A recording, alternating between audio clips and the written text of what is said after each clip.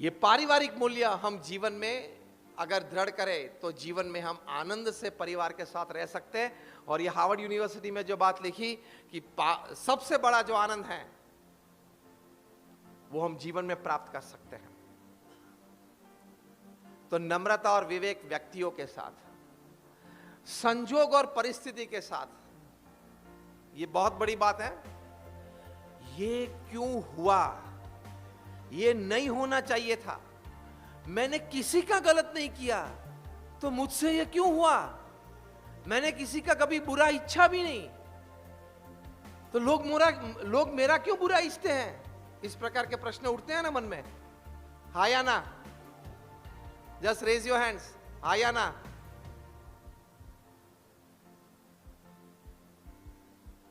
तो भगवान ने जब आपको इस पृथ्वी पे जन्म दिया तो आपके साथ क्या एक एमओयू किया था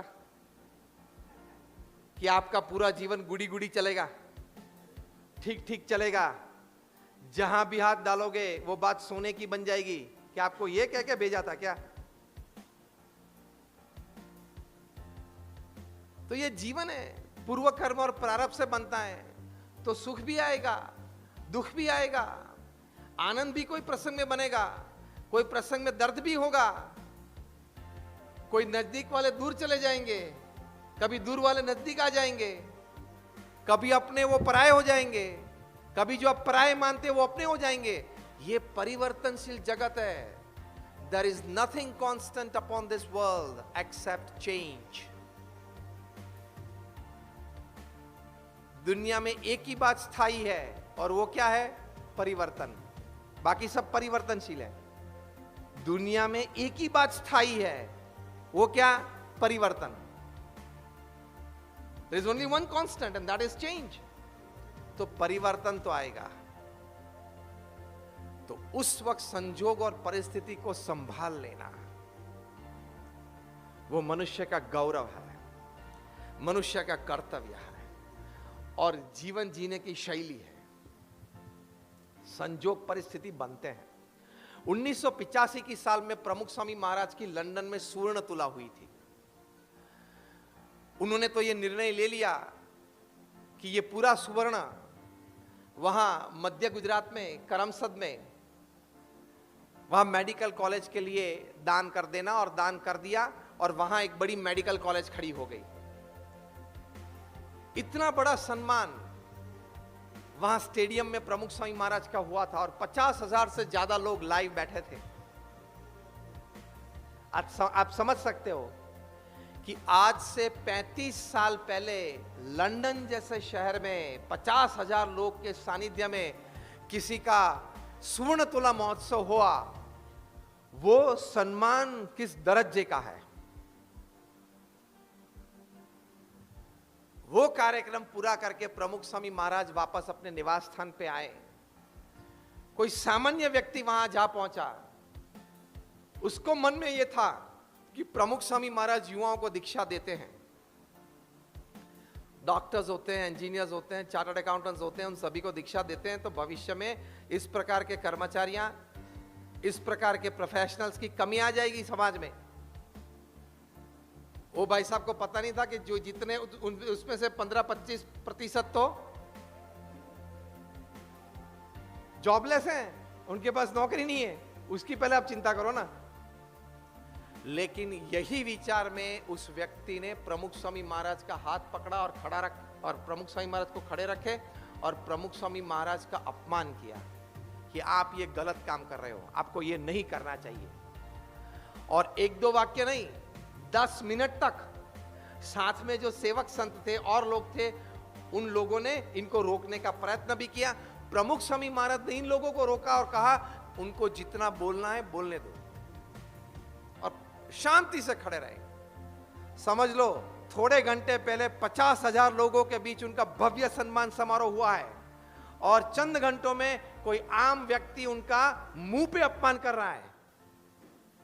इन दोनों परिस्थिति में प्रमुख स्वामी महाराज को स्थिर आसपास के लोगों ने देखे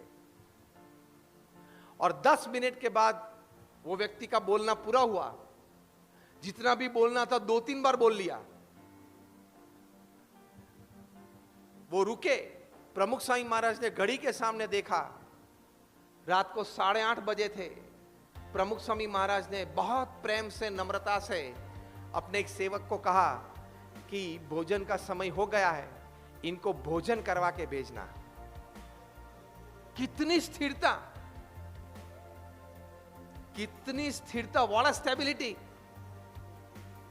और हमको तो कोई कान में आके इतना कहे, तुझे पता है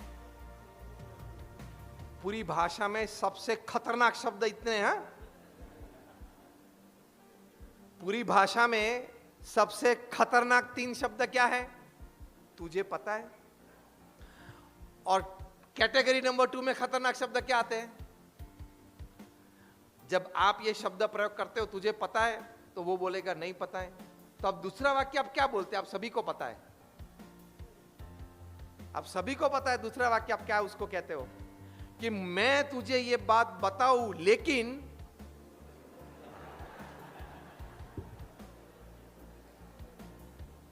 यस और नो?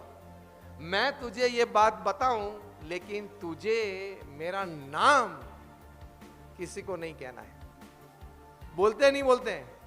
इस वाक्य का आपने कितनी बार प्रयोग किया है? अनगिनत।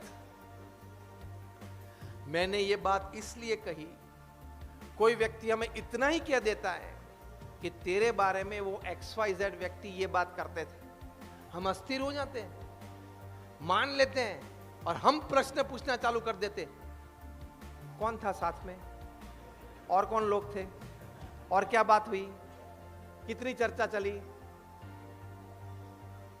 ये हमारा स्वभाव है ना, छोटी छोटी बात में हम डिस्टर्ब हो जाते हैं,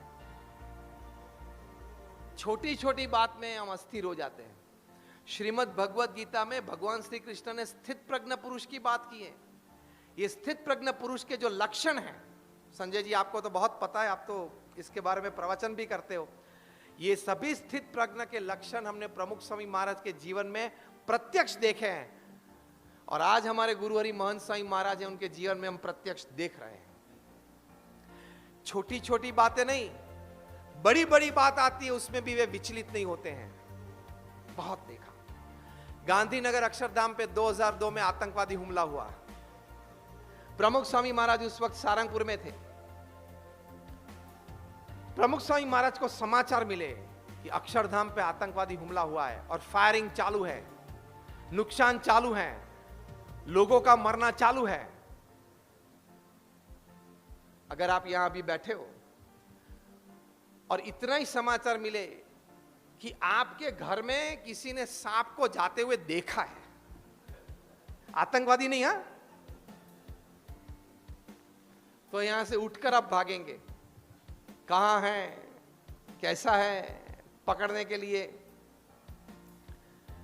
प्रमुख स्वामी महाराज ने पूर्ण स्थिरता के साथ, लेकिन पूर्ण जिम्मेदारी के साथ, पूर्ण स्वस्थता के साथ प्रथम भगवान का नाम स्मरण चालू किया कि भगवान आप प्रेरणा करें कि यह घटना तुरंत बंद हो, लोगों की जान बच जाए।